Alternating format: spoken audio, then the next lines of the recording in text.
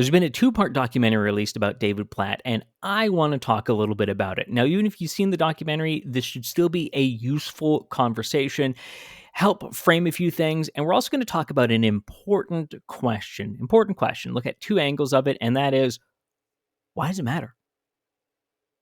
Why does it matter to know about this situation? Want to give a little context for things to take this documentary from just some interesting information to helpful and usable information. So let's get into things.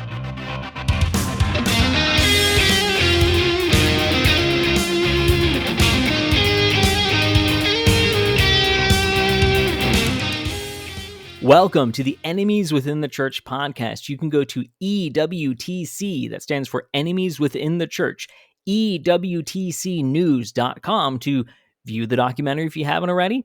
Buy yourself, buy your friends, buy everyone you know a copy.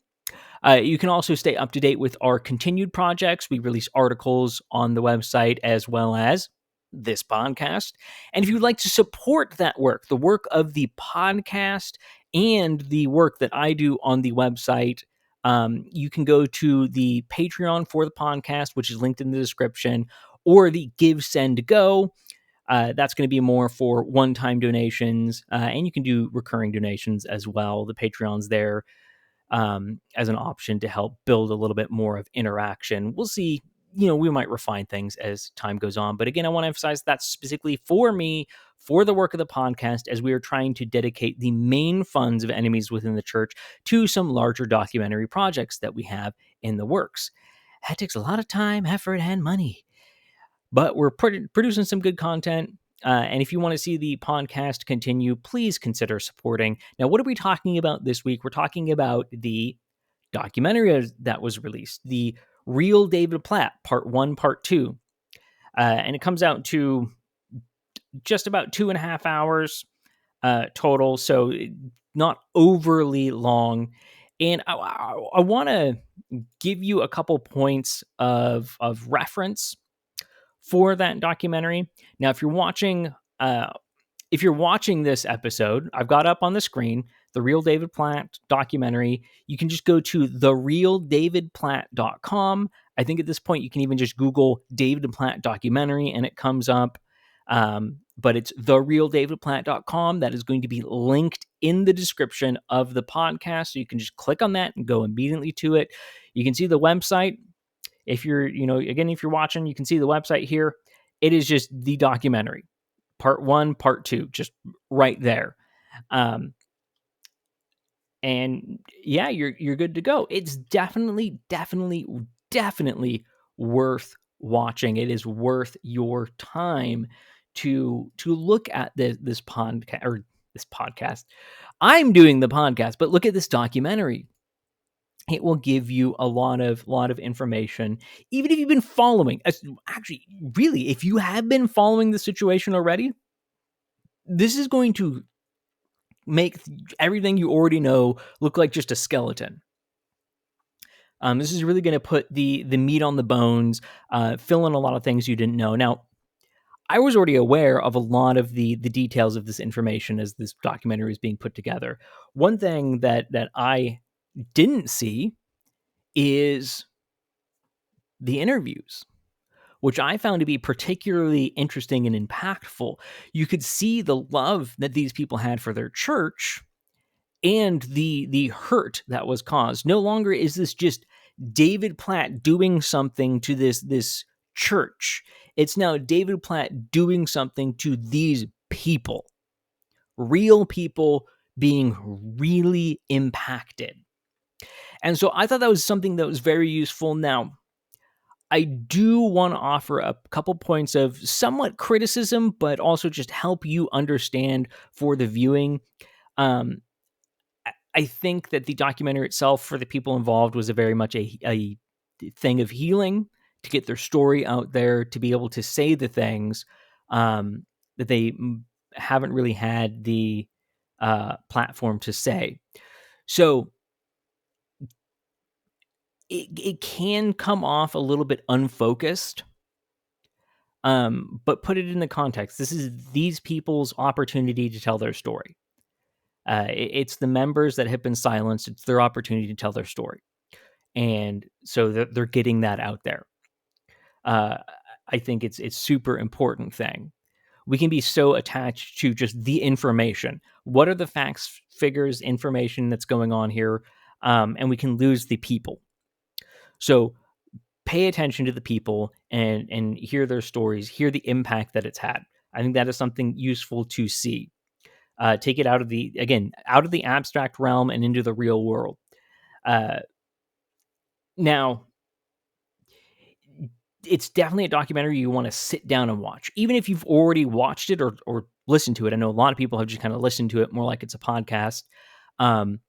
You need to watch it. A lot of information gets flashed on the screen that is not explicitly mentioned. It's connected to what's being said, but it definitely gives more context. And if you're just, and I've seen this, I've seen people talk about it, and I'm like, wait, but that was clarified in the documentary. Well, come to find out, the person listened to it, didn't watch it.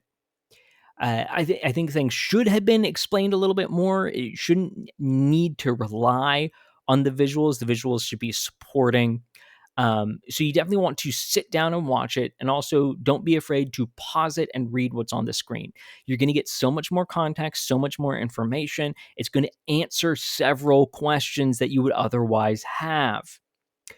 Now, I appreciate the documentary covered much more than just, oh, David Platt's woke. No, it was the story of David Platt coming into this church and the takeover of the church. I found it to be much more of a documentary going over the takeover of a church and abusive leadership, more so than, hey, look, David Platt's woke. That just happens to be the category of teachings that he's bringing in. He's bringing in these worldly ideologies, and they happen to be ideologies rooted more in the book of Marx rather than the book of Mark. One quote I found particularly interesting and useful was, he could get whatever he wanted because he was David Platt. And so it goes along exactly what I was saying. It covers the celebrity status of Platt, the untouchable status, the status of him being able to do whatever he wants. In this case, pointing out why. Because he was David Platt. You can't question David Platt. He's a super Christian. Again, we talked about this a few weeks ago with the Steve Lawson situation.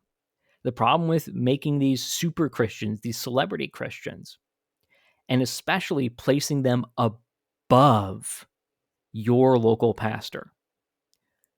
If ever you realize that you're putting someone above your local pastor, well, you're either putting that person on a pedestal they shouldn't be on, or you're at a bad church. You're at an unhealthy church, and you need to examine, hey, am I at an unhealthy church and I need to go find a healthy one where I can submit to the pastor, where the pastor is truly shepherding the flock? Or do I already have that, but I have a wrong view of this speaker that I'm paying attention to, this author, this podcaster, whatever it is. Again, pointed this out over and over again. You don't need this podcast. If it's ever starting to rise to be in any sort of competition with real live Christians, especially with your church leadership, pastors, it's not necessary. It's not necessary. You need to be focused on those other things first. Now, if this is something that is supplemental, good. That is our hope here at Enemies Within the Church. We want to be a supplemental resource, get you information that you can then take with you as you go and, live a real life. I want you to pay attention. Watch the documentaries and pay attention to the question of, was it okay that legal action was taken by church memberships against David Platt? Church members initiated a lawsuit. I think the documentary does a good job. It would have been nice if there was just a focused section on answering that question, so it was more bluntly for those people that aren't getting it. But I think it really does a good job. You watch the whole documentary and you keep that question in mind, it's going to be thoroughly answered. because you see, I would word it this way: you see criminal things going on, and it's honestly surprising. I don't know. It does seem like a situation where the law does need to step in. There's much more going on than simply just disagreements. So I think it's perfectly fine that they initiated this civil lawsuit, and you see more and more of that. And oh my goodness, I mean, you see people perjuring themselves. They're lying as they're being deposed. They're being interviewed for the court case under oath, and they're lying. And the documentary does a really good job of, here's a person's statement, here is the lie, like the factual, here's them saying the complete opposite, here's their, this email of them saying the exact opposite in an inescapable way, not just an interpretation. Like, it's impressive.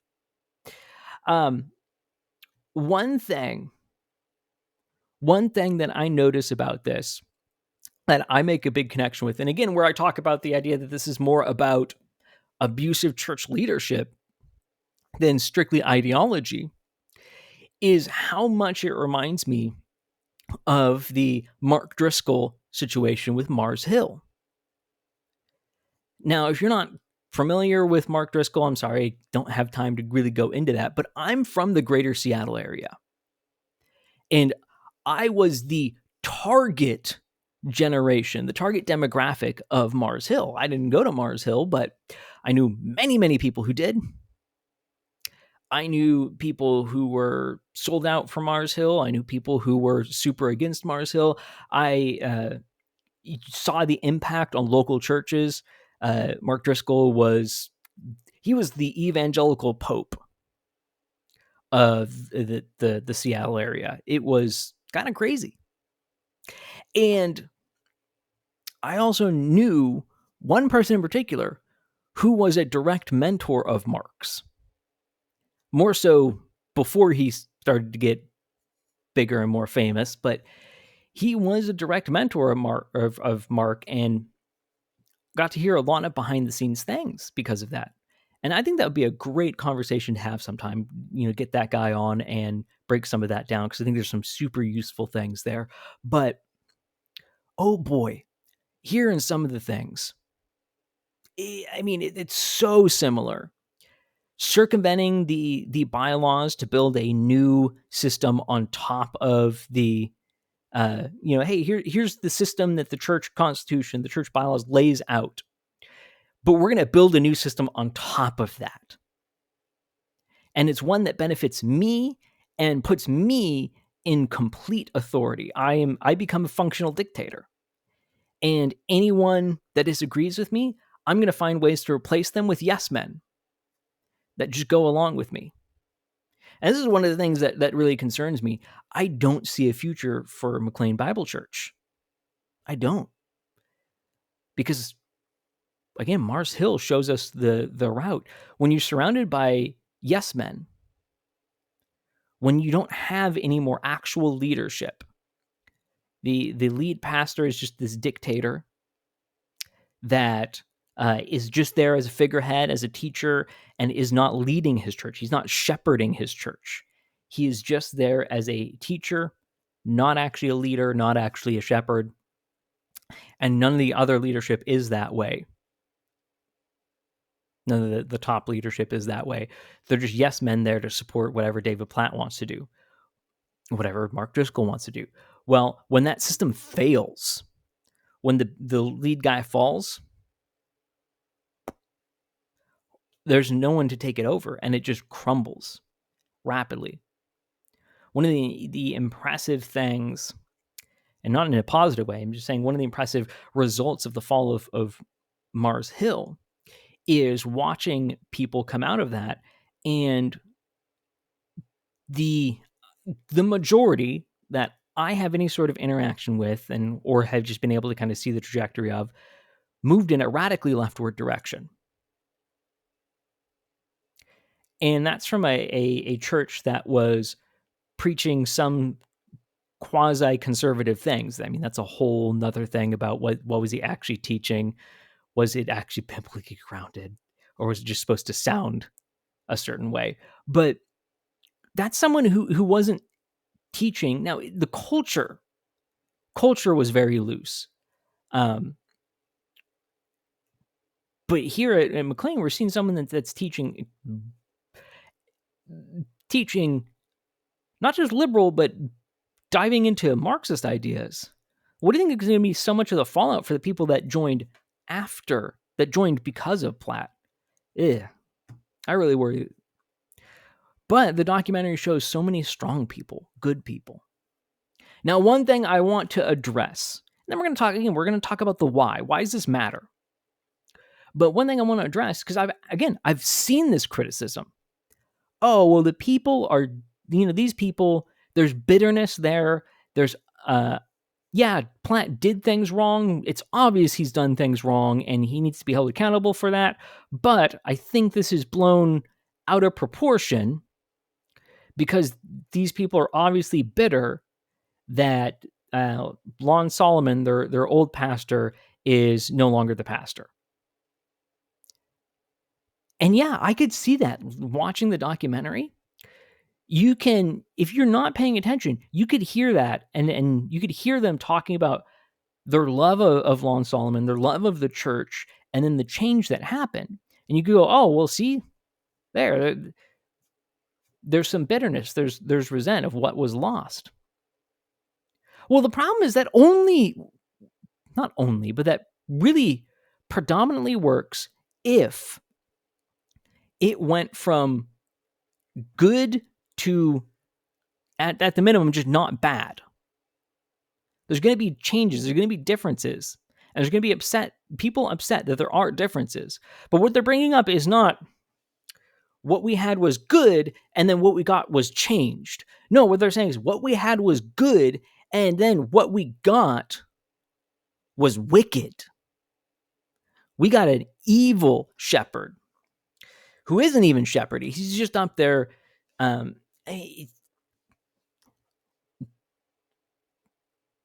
could go watch the documentary. Go watch the documentary and pay attention to the evidence that they're laying out of what Platt has done. What Platt has done. Now, why does this matter? Why does this matter? Well, it goes into the whole idea and mission of Enemies Within the Church. We don't want to give you entertainment. And without some proper context to things, that's going to be the takeaway. It's going to be the takeaway from this documentary, entertainment. And I see a lot of people are addicted. Might be a strong word, but I'm going to throw it out there. Addicted to the entertainment of it all, of seeing these kooky situations, kooky pastors, woke pastors, all these things. They're addicted to the entertainment value of seeing something ridiculous and feeling outraged over it. But that doesn't do anything. And that's where I draw the line of entertainment versus something of value, is when all it does is gets a reaction from you, it's entertainment.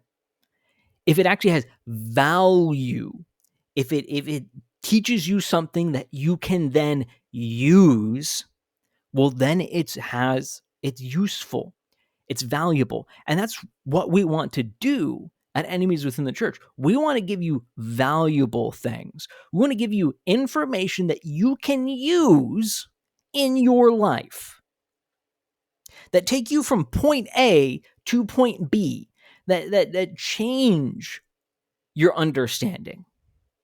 Not just point something out, not just give you entertainment. And I'm not criticizing the documentary. I'm not saying it is entertainment. I'm saying if you don't ground yourself, you will turn it into entertainment. So we have to answer that question, why? Why does it matter? What is the usefulness of this information? Well, there are plenty of things. But we need to get a little bit of context. So we're going to read, let's quickly read. We're going to read from Jude. He's where it says, "Beloved, while I was making every effort to write you about our common salvation, I felt the necessity to write to you appealing that you contend earnestly for the faith which was once for all handed down to the saints." And then Jude goes on to write a very fiery letter against false teachers, false teaching, creeping into the church. And it's, it's an admonishment of the people. Hey, why are you letting this in? You need to contend earnestly for the faith. Now, it's a very famous verse for apologetics. It's used as one of the key cornerstone verses for doing apologetics. Now, I mentioned this before. The unfortunate thing is apologetics has really been reduced in the 20th century and moving into the 21st century. It was reduced simply to responding to atheist claims about Christianity. But no. That verse is about so much more, and apologetics is about so much more. I mean, enemies within the church, we're an apologetics ministry. We're defending the faith. We're contending earnestly for the faith. And so there is inherently a value in knowing about these sort of situations. False teachers in the church is useful to know about because we have to keep our finger on the pulse, understand what is going on. What is going on? And you might go, oh, well, why does it matter what's going on in this church in Metro DC? For example, I'm up here in Idaho. I'm pretty far away from that. Why does that matter? Well, I could walk out into any evangelical church around where I am, and I can guarantee I will find people that like Platt, that listen to things that he produces, that read books he writes, that have gone to conferences where he spoke. I can guarantee I can find that. He's got the influence. He was empire building. Again, just like Mark Driscoll, he was empire building. He was trying to build this influence that stretched far, far beyond his immediate kingdom. And it works. So you're going to find people, and knowing what's going on is the first step to be able to communicate with that person and getting them to understand that this is not a trustworthy or reliable person. So it has that value. But one of the problems is knowing that information, but not knowing how to actually wield it in a in communication with someone, it becomes useless. Okay, you got to understand, and I think this is where Jude can give us a little bit more advice. So after this fiery letter that might get you like, okay, yeah, boom, I see something wrong, I got to just like go out on the offensive. I mean, we're gonna really take this thing down. Well, Jude tempers all of that. I love this. I love this. Again, such a fire letter. And then verse 22, and have mercy on some who aren't doubting. Save others, snatching them out of the fire. And on some have mercy with fear, hating even the garment polluted by the flesh. He gives us 3 categories of people. People who are being caused to doubt, people who need to be saved out of the fire, snatched out of the fire, and people who are so far gone that the only thing we can do is show mercy with fear from a distance. Hey, you are a full-on false teacher. You are an apostate. You are wicked. You are so tainted that I need to hold you at a distance. I will correct you. I will, pray for you. I will even preach the gospel to you, but cannot be any mistake of association that you are a Christian. You need to be held away. You need to be kept away from the church. You need to repent.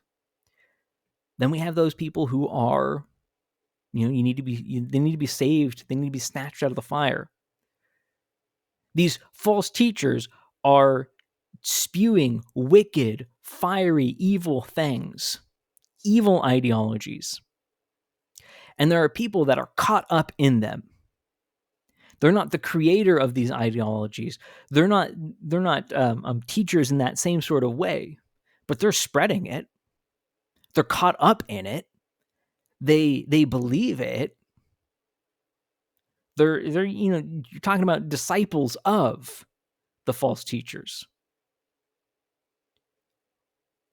People that have been manipulated, not are being manipulated, have been manipulated, are caught up in it, and we need to snatch these people out. We need to go out and contend with these false teachers, contend with these false ideas for that person's sake, and rescue them out. And it's not an easy process. It's a dramatic process. It's a snatching out of the fire. These are people that are in danger. They are caught up in it. And then we have the people who are just being made to doubt. Oh, I don't have any doubts. No. Okay, that's not necessarily what doubt means. But they are questioning things that should not be questioned. A doubt. And that's not always a overtly conscious process. But David Platt in particular is someone who is getting a lot of people to doubt. I mean, that's what something that people have been waking up to is, wow, okay, Platt's always had problems. Radical is not what I thought it was at the time. It is a problematic book. It caused me to believe in certain ways that weren't healthy. Now, I think a lot of people are struggling because they can see the problems there, but they haven't really dug down and identified these specific things. So their responses aren't always perfect or aren't always the best, but they're waking up to the fact that Platt, the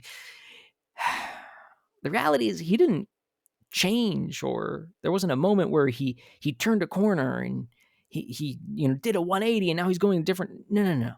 He's been on a pretty consistent trajectory.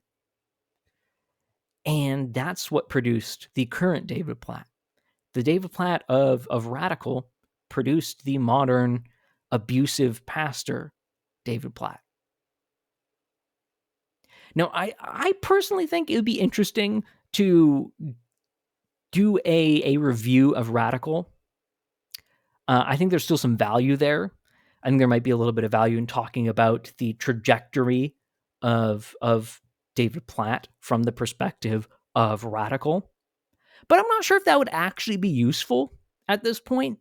It sounds useful to me. But I want to know if you think that would be useful. Would that be useful for you?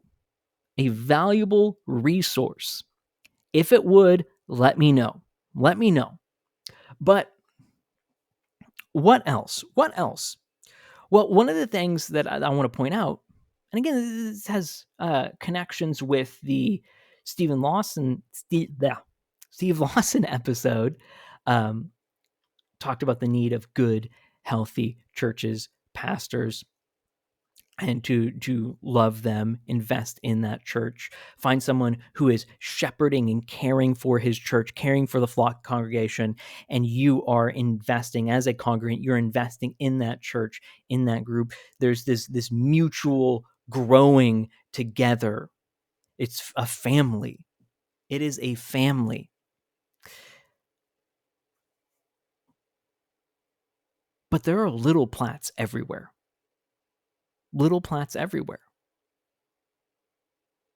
And there are some that, fall into the category of show mercy with fear. And there are many that are just ignorant young men. And though I might not be the youngest man anymore, I haven't fully left the category of young man. Not even close. Though I've got enough time on me to have a little bit of wisdom, the main wisdom I've got is that I don't have a lot of wisdom. But far too many young men are being educated into the pastorate, not actually discipled, not actually trained and refined in the way they need to. They're getting a degree that says you should be a pastor. You're qualified to be a pastor now. And then they are sent out there. They're sent out with ambition. And they've been told, unfortunately, an idea has been presented to them and then reinforced that there's something special. And there's unfortunately also a mentality of growth. That success in some form or another is measured by having a big church and a big impact. There are little Platts that want to be David Platt. They want to be the next big thing. Oh, I said I'd have such an impact, and I deserve that because I'm such a good teacher. You got the wrong attitude. And unfortunately, so many small churches, especially small rural churches, they've been without a pastor for months, maybe even a year or more, and they're getting a little bit desperate. And they bring in this young guy, and he preaches, and the congregation goes, "Finally, someone." And they put on rose-colored glasses, and they vote him in. Well, then it turns out that he's not exactly qualified. He's not ready. He starts causing problems, and the church starts struggling. And eventually he leaves for, quote, greener pastures, at least in his mind, moving upward. Bigger church, bigger budget, bigger things. And this small little church is then left in ruins with having to pick up the pieces. People have left the church. The just overall health, ministries have been lost. It causes problems. Be willing, look at this situation, look at this Platt situation. And I'm talking about looking for parallels. And what's something important about a parallel? What's something important about a parallel? Parallel lines are infamous for what? Not touching. Being parallel. Analogies are not one-to-one. You're looking for parallels. Hey, here's some red flags that I was able to pick up from this David Platt situation, and I'm seeing similar things here with this young pastor that we're interviewing. I'm going to speak up. I'm going to raise some difficult questions. Maybe we're going to find out something. Maybe we're just going to find out that this isn't the right fit, that he needs a discipling influence. He needs to be under the authority of a more seasoned pastor who can disciple him and train him into an actual good, strong pastor. But we don't have that here. We're not the place for that. We, small church, we can barely afford a pastor. We need someone who's already there, who's already seasoned enough, who's shown that they can handle this authority. They have some sort of, system. We have a sister church in the city over,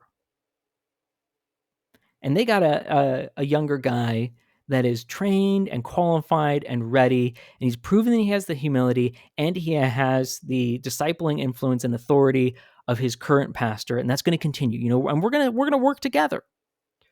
We're going to have, us and our sister church, we're going to work together and make sure that this guy is, given accountability, the room to grow, but also the authority to, smack him around a little bit. As guys, we need that. We really do. We need no men more than we need yes men. We need people to challenge us and question us. And we need the humility to go, okay, let me examine what you've said. Do you have a point or not? Do I need to slow down?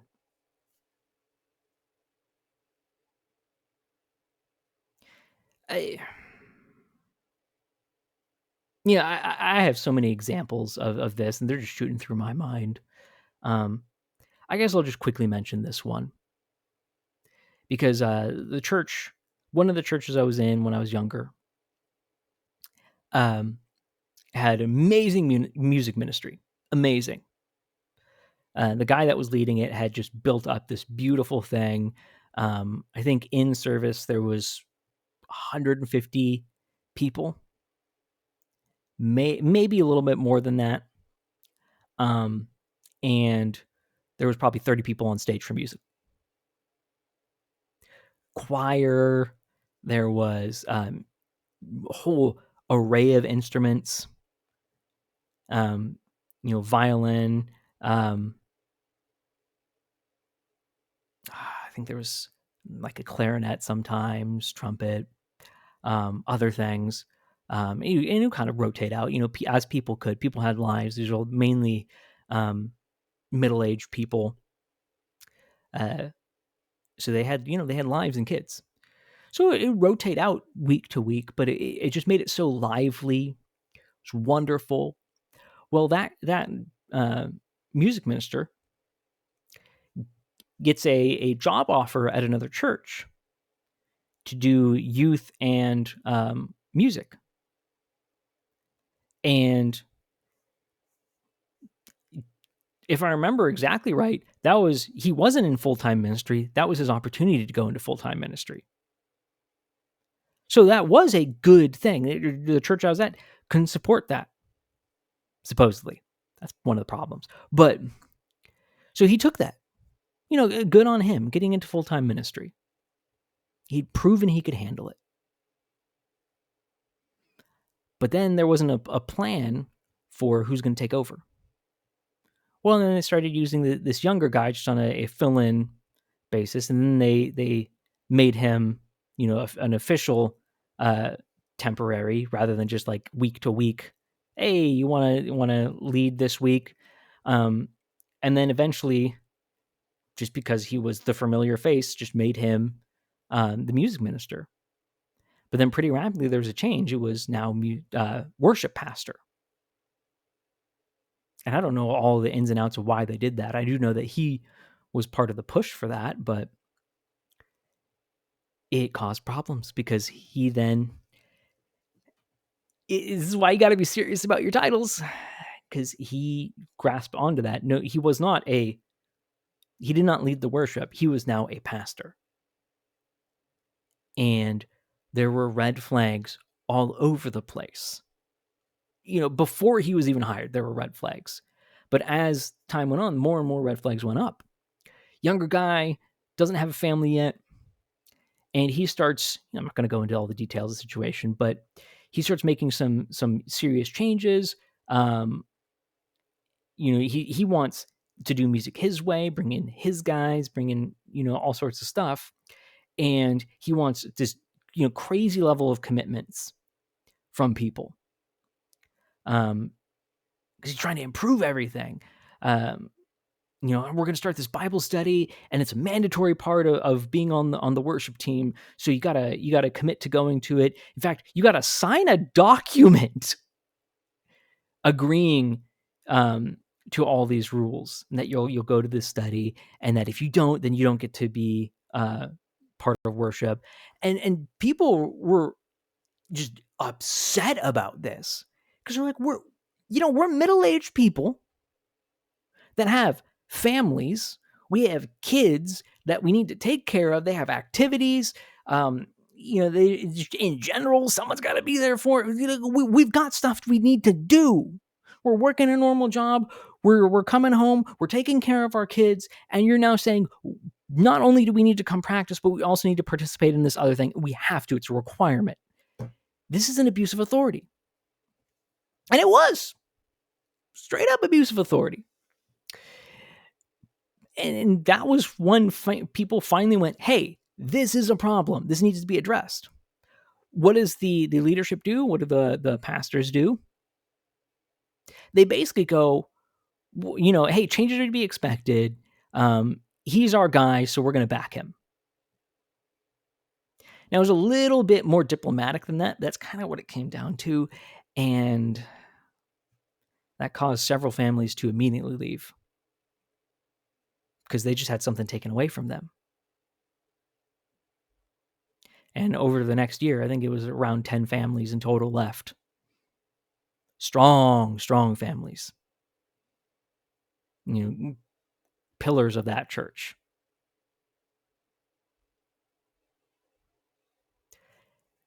I have an example from that guy as well. I was talking with a friend about some point of theology. It was a super basic thing. And, I was an arrogant teenager, so I was more speaking at him than to him, and I was trying to win an argument rather than have a discussion. Yeah, I was arrogant when I was young. I'm working on that. God's been beating me up over that for a long time.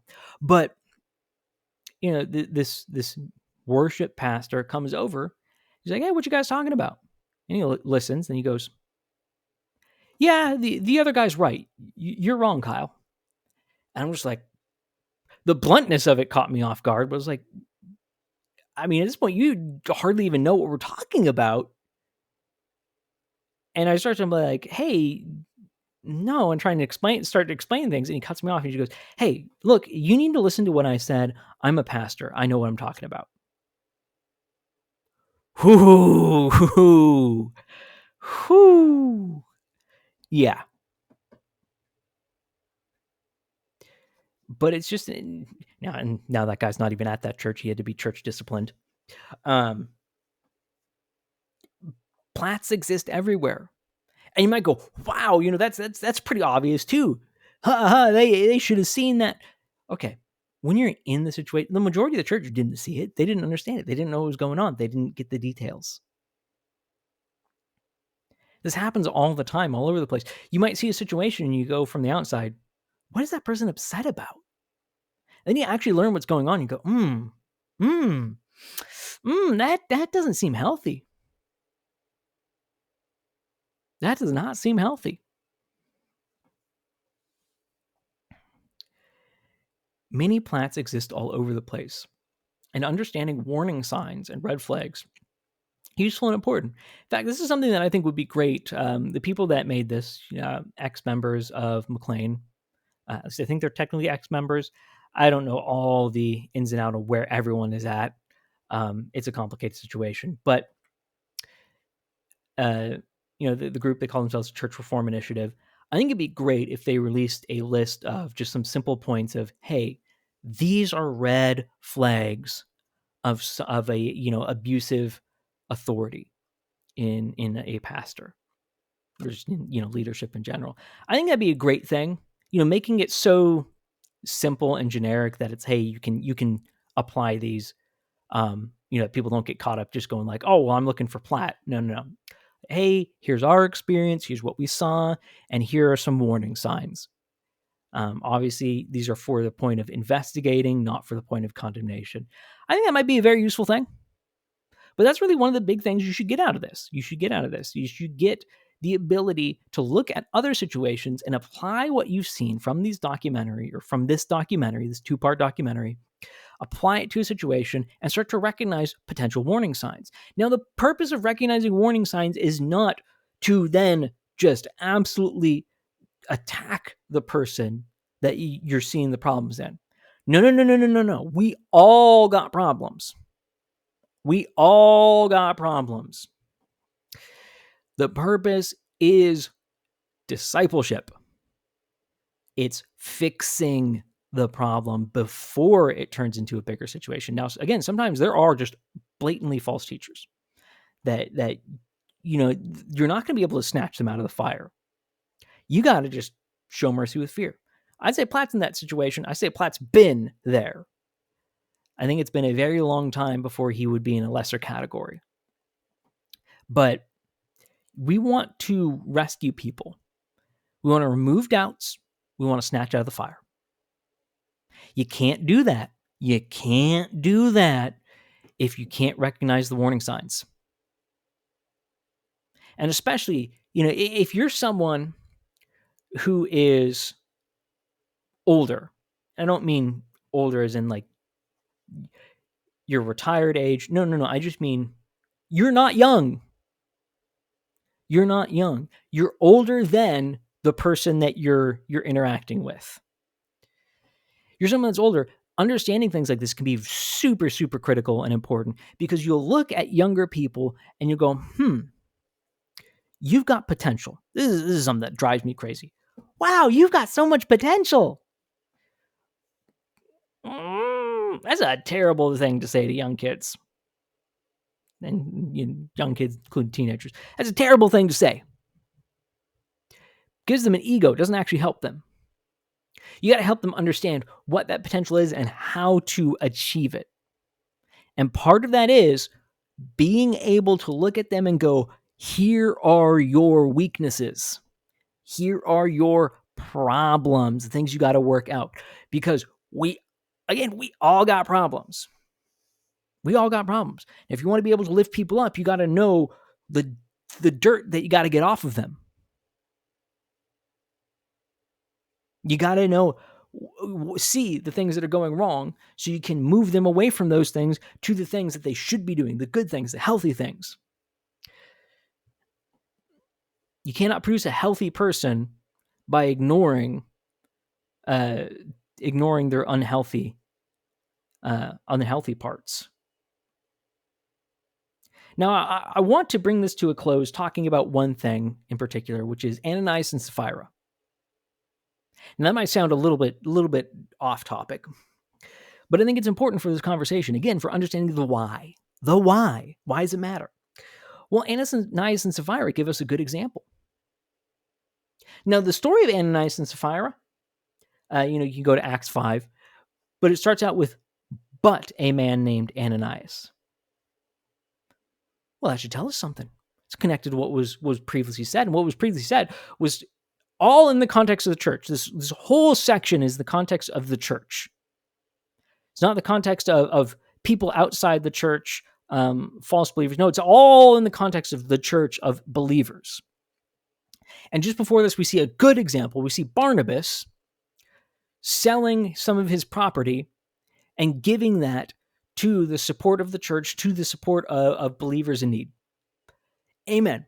Good thing. Then we see Ananias and Sapphira, and it's a parallel situation, but they do things wrong.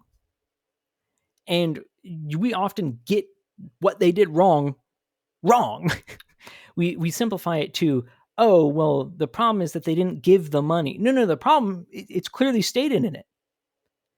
Clearly stated. The problem is that they lied about the money. They lied and said that it was all of the money when they had kept back a portion of it.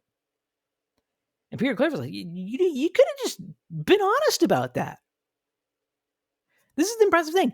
They were struck down not for this bigger thing. They were struck down for that simple lie. That simple little self-serving lie. And what's the result?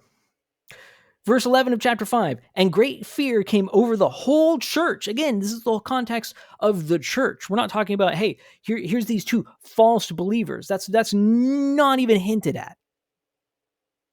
Not even hinted at with Ananias and Sapphira.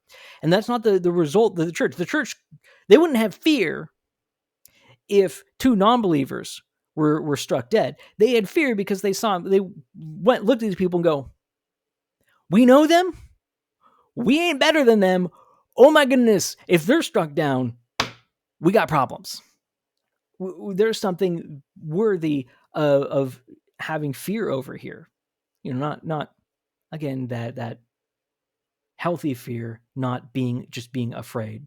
And great fear came over the whole church and over all who heard of these things. The message was clear. God was establishing, right when he was establishing his church, he sent a message about the standard of his church. The standard is no imperfection, no stain. And once he established that standard, thank you, Lord, he said this one example is enough. Now, then there's also the example of people abusing the Lord's Supper. But that is a slightly different thing. But again, that was given as an example. And then it's not universally applied. The punishment, at least. Thank you, Lord, that we escaped that part. But it should be a reminder to us. We should look at this and we should have the same reaction as the early church. And it should bring great fear to us. We should look at them and go, I ain't better than Ananias and Sapphira. I ain't better. Not even close. You know what? In many, many ways, I'm not better than Platt. I'm a sinner. I have abused the Lord's church as well. I have not treated it the way that it should. I've lied. I've mistreated authority. I've mistreated others. I mistreated, whatever it is. Now, Platt is on a whole nother level, a whole nother scale, and he is. I don't believe he's a believer. At least he's in the category of it doesn't matter, because he's so far outside. He needs to be put out. He needs to be handed over to Satan. Why? So that condemnation might bring him to repentance. Just like Paul talks about. Doesn't matter if he is saved or not. I don't think he is, but it doesn't matter. We need to put him outside the church. We need to pray for him. We need to preach the gospel to him. Hold him off. But I think it's a reminder. Yeah, he's a different level of things. And yeah, he is a false teacher. But can I honestly look at myself and say that I'm not doing anything wrong in God's church? And I can look at this smaller example. Ananias and Sapphira, what they did was so much smaller. So much smaller than Platt. And I can be honest, it's smaller than things I've done. And I look at that and it should bring fear to me, and it should motivate change. But the point of bringing this up is God's standard for his church. God's standard for his church is so clear. And it's not, there we go, we're doing enough now. No. He sets the standard. Standard is based off of him, his character, his definition of good. And it's not, it's not something we can even reach. It's perfect. It's perfect. Perfection. That's what's required. And God clarifies that in this story. And then he says, okay, now that you understand, you can look at this example. I'm not going to enact what you deserve. But that puts pressure on us because we then live in this tension of not getting it right and needing to do better, but we're never going to be perfect. But we have to do the work. We have to do the work. So when we come across situations in the church where there's something going wrong, we need to be willing to stand up. But we also need to be willing to look internally and go, how do I need to improve? In fact, how can I look at this situation? How can I look at this situation and get application for myself out of it? Maybe you look at the documentary and you pay attention to certain little points. You go, I'm certainly not doing what Platt is doing. But I can make some connections to the way that I'm behaving or I'm thinking about things. And I need to make some changes myself. Anyway, I hope that's some useful thoughts. I hope that gives you some motivation for going out and watching the documentary or maybe rewatching it. But I just wanted to get these thoughts out there, as well as, I want to say one thing as we're ending, which, frankly, podcast and the website, I could really use some help.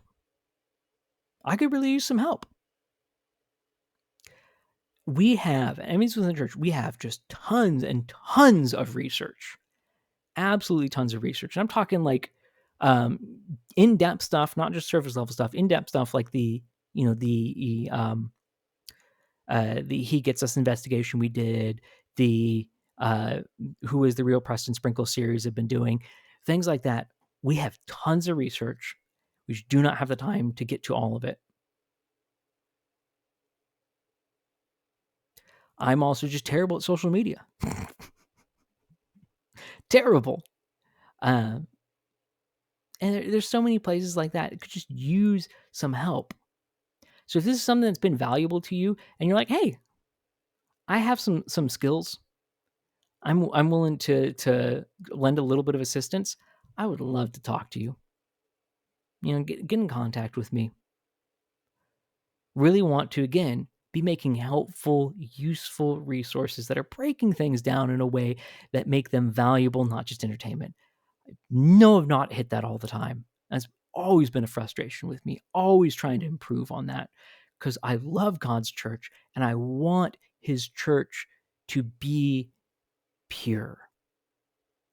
I want Christians to grow. I want to see the Lord's gospel advance. Well, I hope this has been a useful episode. If it has been useful, consider sharing it with someone. If it's been useful for you, it's probably useful for someone else. And again, I always put this out there. I'd rather you share it directly with someone that you know it would be useful with than just blasting it out there. Yeah, you can put it on your social media too, but if you got someone you're like, hey, they were asking questions about this documentary, and I think this podcast would help make sense of things, share it directly with them. I'm also just a huge fan of like actual human interaction. So, directly contacting someone is so much better. But I hope this has been useful for you. God bless you. And remember, don't go woke.